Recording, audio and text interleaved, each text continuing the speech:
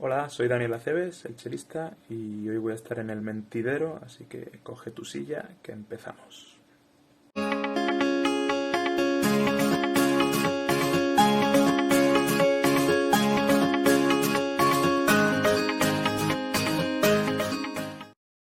¿Qué tal, amigos? Bienvenidos un día más al Mentidero. Hoy tenemos nuevo programa de la sección de entrevistas y hoy tenemos con nosotros el lujo de contar con Daniel Aceves, el chelista, famoso músico palentino. ¿Qué tal, Daniel? Bienvenido.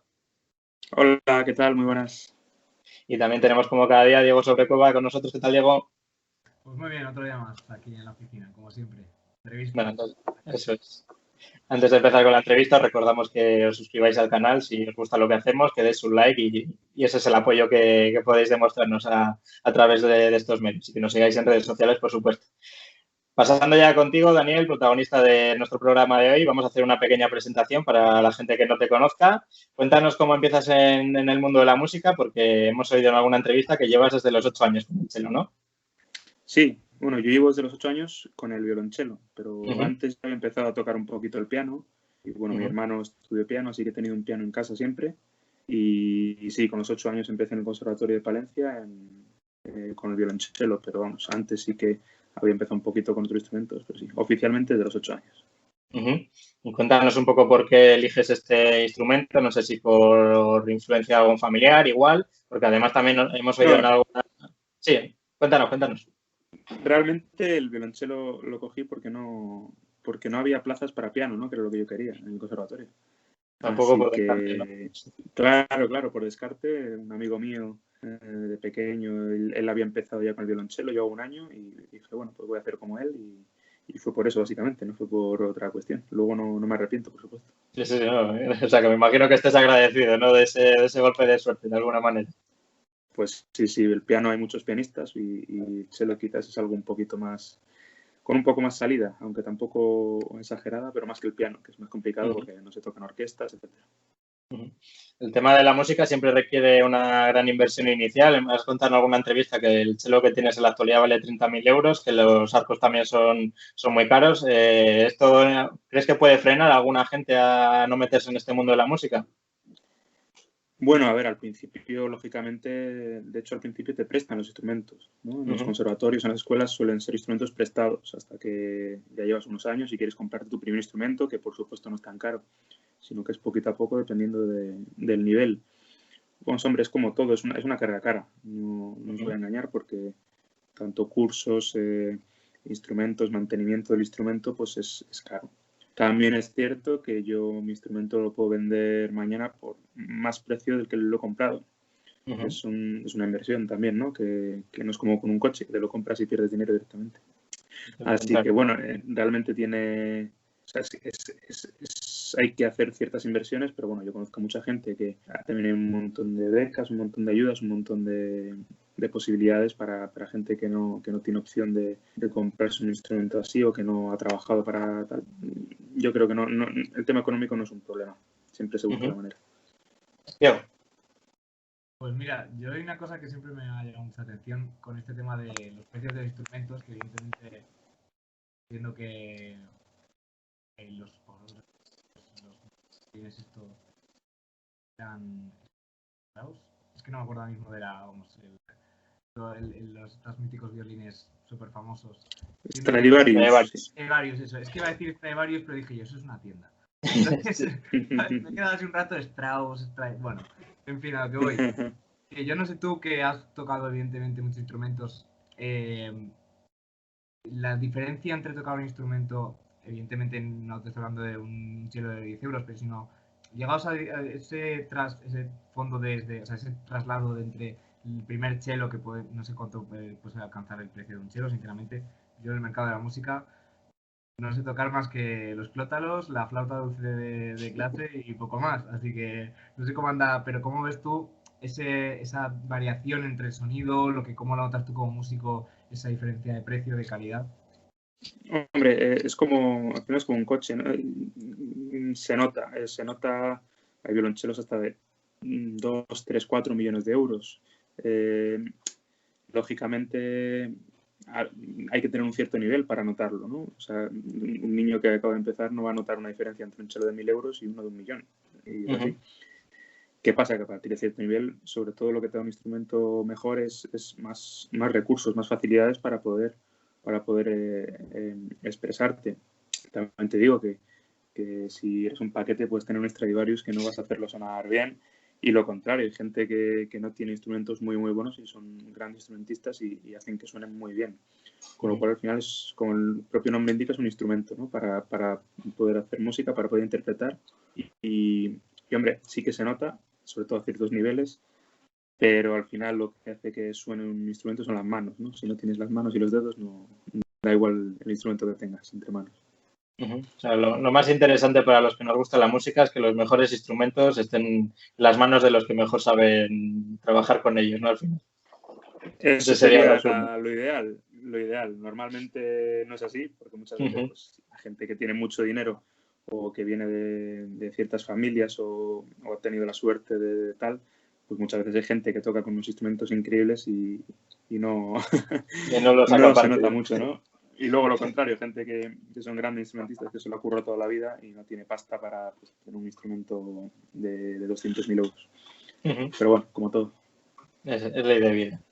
Bueno, vamos a seguir repasando tu trayectoria más temprana. Después de estar en Palencia, te marchaste a Castellón, ¿no? A estudiar Conservatorio Superior, y ahí es donde conociste a tu pareja con la que formaste dúo Acordes, ¿no? Y este es un poco tu salto a la fama, ¿no? A través del programa Tú sí que vales, que ganaste en 2 ediciones. Cuéntanos un poco cómo surge dúo Acordes y cómo es pasar de trabajar en un conservatorio o de estudiar a tocar en grandes recintos.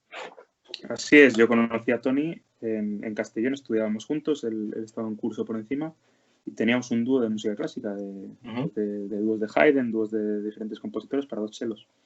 Y bueno, vimos un día que iba a haber un casting para este programa en Valencia, cerca, y ya vamos a presentarnos. Y bueno, para presentarnos para la tele, pues elegimos al final lo que hicimos, ¿no? Un repertorio pues con bandas sonoras, cosas un poquito más mainstream, ¿no? Que se dice ahora, y no tocar música clásica. Y nada, pues llegamos al hotel a la fase previa y nada, tocamos 10 segundos, les gustó, nos mandaron directamente a la fase, como si dijéramos, de la tele. Y nada, poquito a poquito, y sin comerlo ni beberlo, ganamos la edición y luego 4 años después ganamos una final de finales, ¿no? Bien. A ver, me pongo el día para juego. Estoy ya con la guardia baja, me he quedado así con la historia. La verdad es que me parece súper interesante esas cosas de esto de la televisión que además, yo, vamos, lo mítico que dices tú, tú vas, te presentas a ver si suena la flauta y luego de repente se te ha abierto ahí un horizonte. Yo reconocer que no soy muy de ver este tipo de programas, he de reconocerlo porque yo la verdad es que la televisión ya la tengo un poco abandonadita últimamente. Pero bueno, yo quería preguntarte por referentes. Ahora justo has comentado referentes musicales y aquí voy a ir un poco más allá porque entiendo que tú serás fan de algunos músicos y tal, pero más allá de tú, por ejemplo, música clásica, música moderna, ¿cómo vives tú esto? Porque yo entiendo que también la gente no tiene referentes clásicos porque directamente no los conoce. Sí, bueno, yo tengo la suerte o la desgracia de vivir entre los dos mundos, ¿no? De ser un músico clásico de toda la vida, pero bueno, también me gusta mucho la música popular y también tengo mis proyectos de música popular, con lo cual vivo entre los dos mundos. Bueno, no estoy de acuerdo en que la gente no tenga esos referentes, sino que no sabe que los tiene. O sea, todos conocemos el principio de la Quinta Sinfonía de Beethoven, todos conocemos el Himno de la Alegría, todos conocemos la música nocturna de Mozart. Cuando lo escuchamos seguimos cantando. Todos conocemos 1000 melodías de música clásica, las que no sabemos, pues esto es no sé qué de Vivaldi, esto es el Adagio de Barber. Y bueno, quizá falte un poco pues el saberlo, pero la música clásica pues está en nuestras vidas. Ahora, últimamente, sobre todo en las películas, ¿no? En las bandas sonoras es como si dijéramos la música clásica contemporánea, ¿no? Más parecido a lo que escuchábamos con Beethoven, etcétera, las sinfonías, pues puede ser ahora John Williams, de lo nuevo que se está componiendo. Así que en ese sentido, bueno, y referentes en la música clásica, pues yo como violonchelista tendría que decir Bach, ¿no? Porque, bueno, es como el padre de todo, y para el violonchelo compuso las 6 suites para violonchelo solo, que es como la Biblia, ¿no? del violonchelo, ¿no? Decía Pau Casals que todos los días tenía que tocar una suite antes de desayunar para sentirse bien. Murió a los 80 y pico años y seguía tocándola todos los días.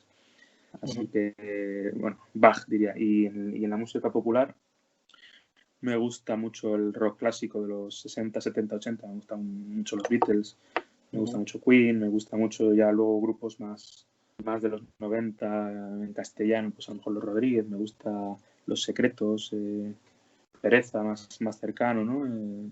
Sí. Y ahora incluso de lo que está saliendo ahora, pues el último disco de Zetangana me gusta bastante. O sea que buena fusión musical dentro de los estilos, ¿no? Como comentabas, el hecho igual de vivir entre dos mundos también te hace tener un abanico más amplio. Sí, al final hay que tener mente abierta y no tener prejuicios, porque no hay, desde los estilos ya no se lleva, ya lo de etiquetar. Hay buena música y mala música, o música que te gusta, música que no te gusta, no hay mucho más. Pues seguimos haciendo un repaso de momentos destacados de tu carrera. Precisamente comentabas que uno de tus referentes era Pereza, uno de los grupos a los que admiras, y compartiste escenario con ellos una vez en el Within Center, ¿no? Me parece. Y también has contado que has tocado los 5 continentes. Cuéntanos un poco si igual estos son parte de los momentos destacados y qué otros tienes también además de ellos. Sí, el concierto del Within Center fue uno de ellos, sin duda. Fue al poco del programa de Tú sí que vales, y era creo que era un concierto de los número 1 de Cadena 100. Y eso, estaba el Within lleno de 18.000 personas, y tocaba Pereza, tocaba Hombres G, tocaba Estopa, tocaba Los Secretos. Y nosotros salíamos antes de cada uno y hacíamos una pequeña pieza con un pequeño teloneo y luego tocábamos con ellos. Eso fue, pues sí, uno de los momentos más heavy. Con Pereza tocamos ahí, y yo luego personalmente toqué también con Rubén en Madrid, en un concierto con Chelo Submarín. Vino a cantar un par de temas. Y bueno, desde cuanto dices de momentos, son muchos. Como músico clásico he tocado alguna vez de solista con una orquesta detrás en Alemania, por ejemplo, en Sao Paulo, en el Teatro Real de Sao Paulo también toqué de solista las Baquianas de Villalobos, que eso fue un momento muy bonito. ¿Qué más te puedo decir? Luego como músico, bueno, también con Tony he hecho conciertos en Qatar, en un montón de sitios que son en Qatar. Bueno, eso fue bonito porque estuvimos allí encima 2 semanas y bueno, fue la primera vez que fuimos a esa zona del mundo. En China, hemos estado en China, hemos hecho conciertos durante 2 meses por toda la geografía china, con lo cual, bueno, hay muchos momentos, no me puedo quedar solo con uno. Y luego, en la parte de música popular, pues también, sobre todo, o sea, siempre lo relaciono con cuando estás encima de un escenario, ¿no? Los momentos buenos. Ahí se para el tiempo y puede ser delante de 5 o 10 personas en un bareto de mierda, o puede ser el Within Center, que al final la sensación para mí es la misma. Es estar con la tarima debajo y con la gente escuchando lo que dices y lo que cantas. Esa es la mejor sensación que puede haber para un artista. Experiencias que brinda la música ahí. Diego. Sí, que respecto a esto del tema de los escenarios, imagino que, como has dicho tú, aunque la sensación que te embarga es la misma en un bareto que ante 18.000 personas, no sé cómo. Pues claro, a ti te pasa, yo imagino que más o menos te pasa de la noche a la mañana ese cambio tan radical de pasar de tocar ante menos personas, aunque yo sé que la gente que habéis estado en conservatorios estáis muy acostumbrados porque desde pequeños tenéis recitales, tenéis lo de Navidad, o sea, os acostumbran muy rápido al tema del escenario, pero no sé cómo es para ti sobre todo como, porque el cello, vamos, igual me estoy equivocando y me van a atacar los músicos por la calle, pero yo no lo tengo por un instrumento solista. De hecho, cuando me has dicho, no, el cello de solista y detrás puesto la orquesta, no sé cómo, o sea, vamos, ya te digo, yo creo que en el imaginario popular, voy a hablar un poco aquí por el burgo, que no está visto como un instrumento solista, y cómo es tú reivindicando, evidentemente, cómo es tú de repente estar ahí en el medio de toda la orquesta para ti, para el cello, ¿cómo es? Sí que es solista, de hecho es el tercer instrumento con más conciertos solistas. Está el piano, luego el violín y luego el violonchelo. Sí que es verdad que no se suele ver, no estamos acostumbrados a ver un recital de cello solo, pero sí que es un instrumento que es solista. Pero bueno, sí que tienes razón que a raíz de ahí pues de estar tocando audiciones en el conservatorio, etcétera, pues ya sales y tocas en sitios grandes, delante de gente. Pero bueno, al final se toma con naturalidad porque, como bien dices, llevamos toda la vida tocando para gente en el conservatorio y es muy, muy, muy naturalizado. Y luego hay otra cosa, que si tengo que tocar una suite de Bach o Haydn o para una prueba, realmente es una dificultad muy alta, una curva de aprendizaje muy alta, tienes que estudiar muchas horas para no fallar ni una nota. Y si salgo con Tony a tocar bandas sonoras o a tocar ciertas cosas, o sea, el nivel de exigencia es menos, eso es así. Porque no va a pasar nada porque falla una nota, porque estás haciendo un show, no estás tampoco tocando para un concurso. Con lo cual, en ese sentido, los nervios no juegan pasas, aparte que muchas veces es mejor, o sea, delante de 18.000 personas no ves a nadie, es una masa y no hay nervios que valgan.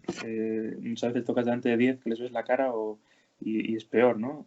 Entonces es mejor tocar para más gente que para menos gente porque no individualizas las caras y los gestos. Sí, sí. Precisamente ahora que hablas del público, ¿es igual la relación que tienes con el público, por ejemplo, cuando estás dando un recital con una orquesta, que cuando estás en un bar o cuando estás en un concierto de música más popular? ¿Tú crees que igual es la misma gente la que converge en ese tipo de conciertos? ¿Y quién es más respetuoso? ¿Quién atiende más? No sé si notas diferencias. Sí, hombre, es totalmente diferente. El público puede ser el mismo, pero la forma de estar es diferente porque, bueno, lógicamente, en un concierto de música clásica la gente paga una entrada para ver un concierto, para una ópera, etcétera, y lo está disfrutando muchísimo a su manera. Lógicamente no van a estar gritando después de un solo, vamos, tal, no sé qué. Es una manera de... Eso en China lo hacen, se ponen a aplaudir después de cada solo y tal. Pero aquí en Europa, en Occidente, estamos acostumbrados a ese respeto. Y en un bar, estás tocando rock, pues precisamente necesitas lo contrario, ¿no? Necesitas que te lleven en volandas y es un lenguaje entre el público y el artista totalmente diferente, pero vamos, ni mejor ni peor, simplemente sabiendo cómo es cada cosa. Ahora con la pandemia, los pocos conciertos que he podido dar sí que se nota, ¿no? Lo de las mascarillas, etcétera, es un coñazo tremendo porque es como te quitan eso, ¿no? Te quitan el ver el feedback y eso es lo peor que puede haber. Diego. Sí, con respecto a eso, tú estabas tocando en la Orquesta de Bilbao y ahora pues está la cosa, imagino que muy paralizada, también porque pues, ya vosotros ya no tenéis el problema solo del público, sino que aparte vosotros, cuando estás en una orquesta, sois mucha gente muy cerca, además, no sé cómo Sí. la Orquesta de Bilbao, pero sois estar bastante apretaditos. Sí, las orquestas suelen ser dos personas por atril y ahora con esto pues está tocando una persona por atril para estar más separados. Yo estaba de ayuda en la Orquesta de Bilbao y claro, tocábamos 8 o 10 chelos por programa y ahora después de esto están tocando 4. O sea, pero sí que están siguiendo tocando y están siguiendo haciendo cosas. Pero pasa que claro, al haber menos chelos y yo ser ayuda, no ser puesto fijo, como si dijéramos, pues no están contando conmigo en ese sentido por ahora. Y sí, claro, todo esto, pues, sobre todo, pues, tanto por el público como aunque bueno, en España realmente se está luchando por hacerlo. Yo tengo amigos que están trabajando en la Orquesta Sinfónica de Madrid, en el Teatro Real, y es de los pocos teatros que no ha cerrado en ningún momento. Ha seguido haciendo óperas, ha seguido haciendo cosas y yo creo que es de agradecer el intentarlo, ¿no? En sitios como en Alemania llevan cerrados un montón de tiempo los teatros. Y bueno, hasta qué punto es de recibo o es un poco exagerado en otras maneras, no sé, bueno. Pues claro, yo tiro para lo mío y sí, yo voy en el metro y está lleno, ¿no? Y voy al supermercado y está lleno. ¿Por qué no voy a poder sentarme en un sitio que está totalmente regulado, que los músicos están separados? Pero bueno, esto es como todo, política y no esto.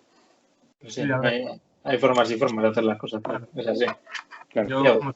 Yo creo que, vamos, también estuvimos con Álvaro, un guionista que estrenaba aquí una obra aquí en Madrid, de microteatro. Claro, estaban igual, porque tenían mucho menos público, no podían expresarse bien, decían microteatro, complica, espacios cerrados. Yo creo que, bueno, que en general sentisteis, esto no sé si es más una pregunta o un alegato, que yo creo que la cultura sintió un poquito habéis sentido muchísimo más el palo de las restricciones por el coronavirus, que como tú bien dices, yo estoy aquí viviendo en Madrid, y vas a veces por sitios, bueno, o mismamente yo soy de León, y cuando estuvieron cerrados, que no estaban abiertos los bares, daba igual porque estaban las calles y estaba todo, hasta las narices. Claro. Una cosa que al final yo me imaginaba. Sí, sin duda, se está perdiendo el tejido cultural 100%. O sea, y ya no solo, porque no, para mí no es solo cultura el concierto, música clásica, para mí también es cultura irme a tomar un vino con mis amigos y charlar y departir, y esto me parece tal, y bueno, y eso de alguna manera está desapareciendo o nos lo están quitando, como queráis llamarlo, y bueno, me parece muy triste y me parece que nos va a costar mucho recuperarlo. Ese es el mayor problema. Intentar recuperar eso, esto ha sido por una pandemia, pero ya yo creo que la pandemia ahora mismo es lo que menos importa de todo lo que está pasando. Pues sí, además que no solo las caras visibles, ¿no? Que no solo son los frontman, sino es toda la gente que hay Claro, detrás a nivel de técnicos, todos. iluminación, vestuario, todo. Sí, el problema mayor de esto es que la gente que toma las decisiones tiene sueldos casi vitalicios, unos sueldos muy altos pagados por nosotros. Y bueno, y claro, esa gente, lógicamente, pues si les faltase a los políticos el sueldo cada mes que hay restricciones, ya te digo yo que no hubiera habido prácticamente restricciones. Desde luego. Pero así es.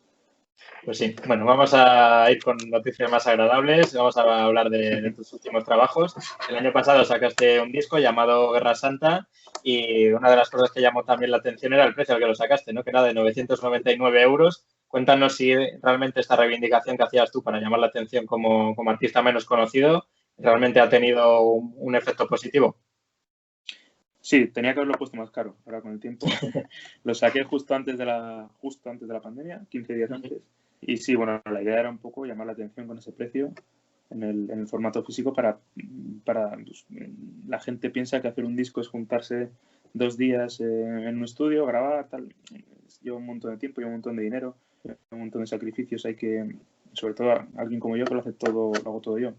Desde que prácticamente el diseño, me tengo que ocupar de buscar a un fotógrafo o a fotógrafa en este caso, todo, o sea, todo lo que te puedas imaginar, y al final son muchas cosas, y cuando no tienes a nadie detrás es muchísimo trabajo y mucha pasta, y es simplemente una manera de eso, de que saliese en los medios, ¿no? Era un poco llamar la atención, la nota de prensa, de joder, porque si hay una escultura o un cuadro de 1.000 euros, no vas a preguntar por qué, aunque no te guste, pues no lo compras y ya está. Y con la música estamos acostumbrados a tener Spotify, tenerlo todo absolutamente gratis, y bueno, no sé yo hasta qué punto se valora, ¿no? el trabajo de un disco, que luego estamos horas y días pensando en ese sonido, de ese golpe de batería y tal, y luego la gente pues lo escucha en el baño, en el teléfono, ¿no?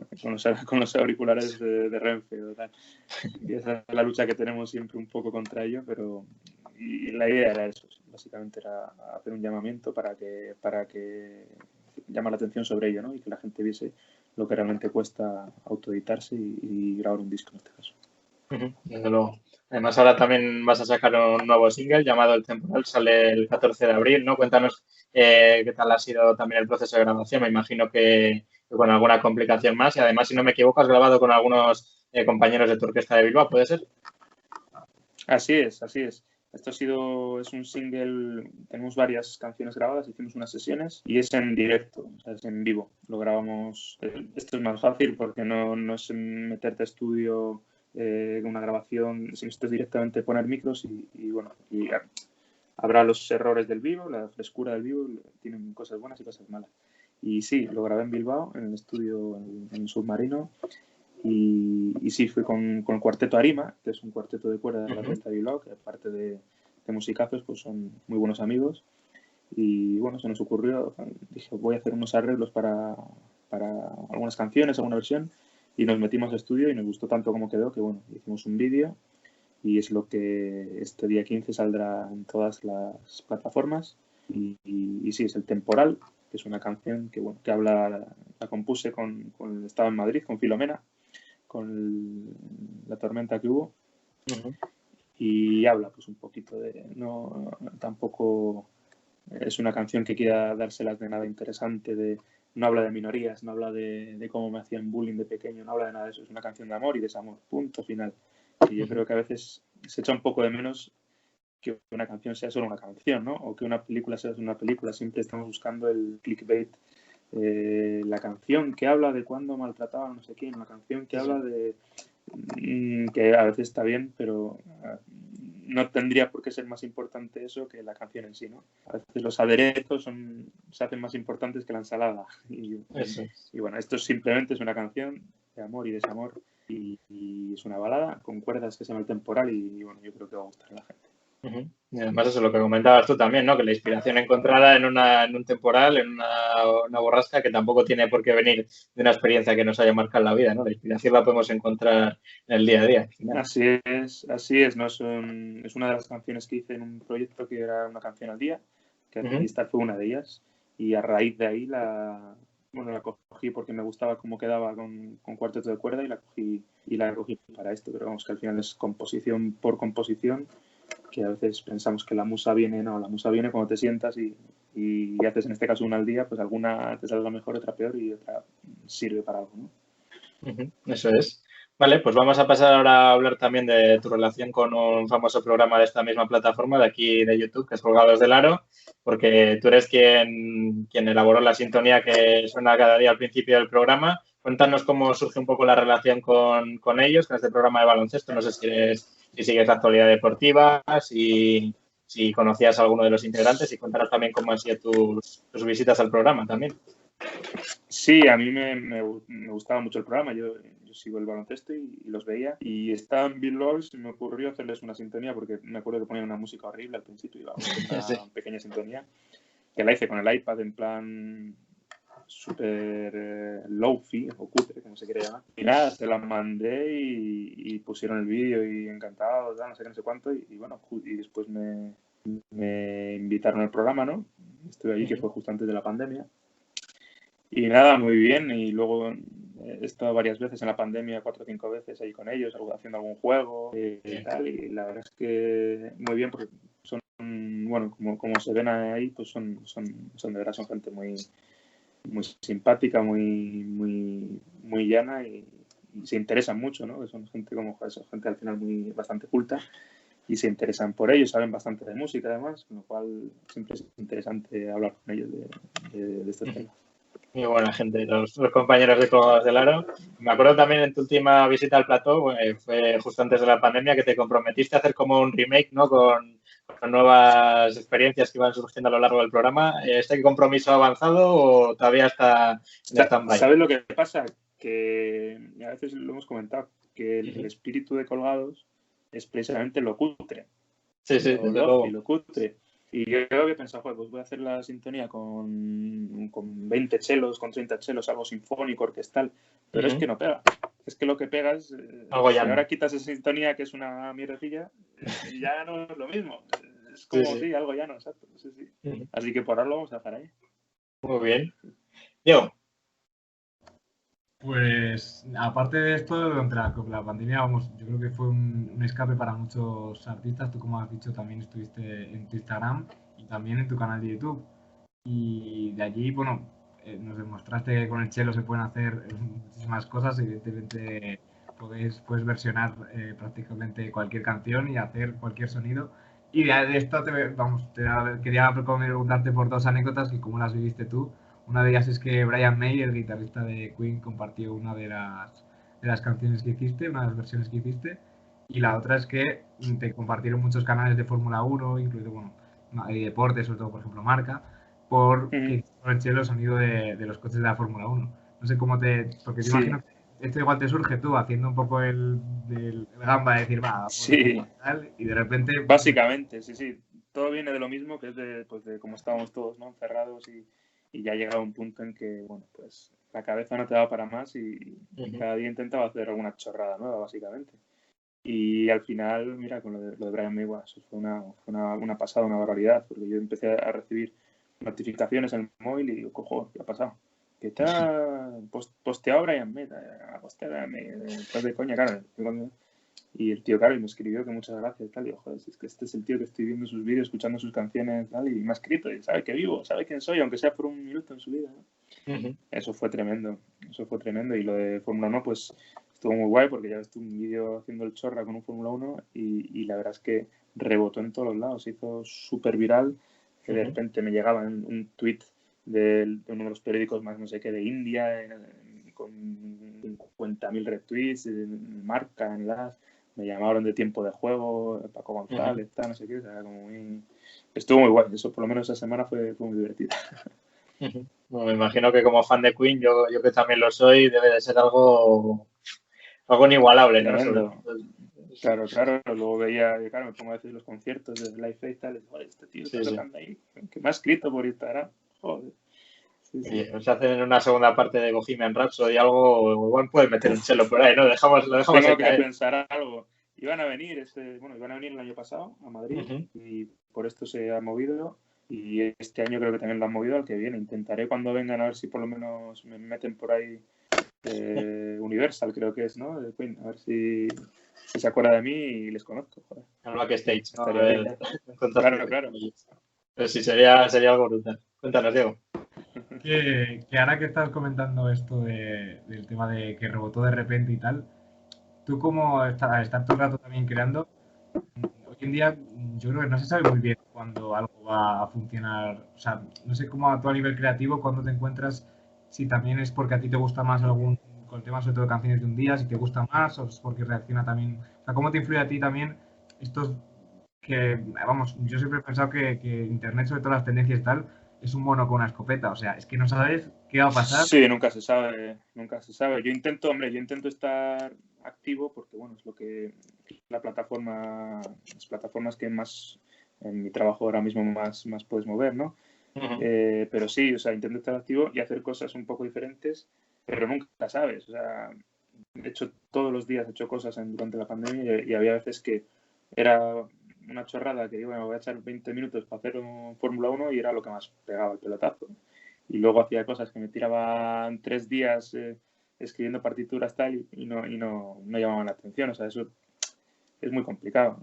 Depende también, bueno, yo intento siempre hacer alguna versión de vez en cuando, etiquetar a cierta gente, ya que aunque no me haga viral, por lo menos llego a cierta gente y que sepan que existe y tal. Pero muy complicado. Yo creo que si alguien tuviera la tecla, mucha gente sería famosa y no lo son, ¿no? Así que nadie tiene la tecla. Sí, es cuestión de suerte muchas veces. Es. Comentabas antes que existe un poco una brecha, ¿no? entre la música clásica y la música popular, pero por ejemplo ahora en alguna serie, como por ejemplo los Bridgerton de Netflix, han optado por ejemplo por versionar canciones actuales de, por ejemplo, de Billie Eilish o de Shawn Mendes para acercarlas al público joven, pero versionadas a través de cuartetos. ¿Tú crees que puede ser una fórmula que pueda acercar al éxito a este tipo de instrumentos que igual no son tan manidos dentro del panorama musical actual? Sí, está claro. Al final, hombre, no es nada nuevo, no deja de ser algo que ya hicieron en su momento Electric Light Orchestra, más recientemente Aramarikian, mismamente. Sí. Pero sí, hombre, todo lo que sea llevar los instrumentos a la gente joven está bien. Y si luego les interesa lo que dices tú de Billie Eilish por cuarteto, pues igual se escuchan un cuarteto de Schubert. Hombre, es un poquito más largo, un poquito a lo mejor más complicado porque no lo conocen, pero todo lo que lleva a eso, pues siempre que haya, si por esa serie hay 10 personas que se enganchan a ello, pues siempre será bienvenido.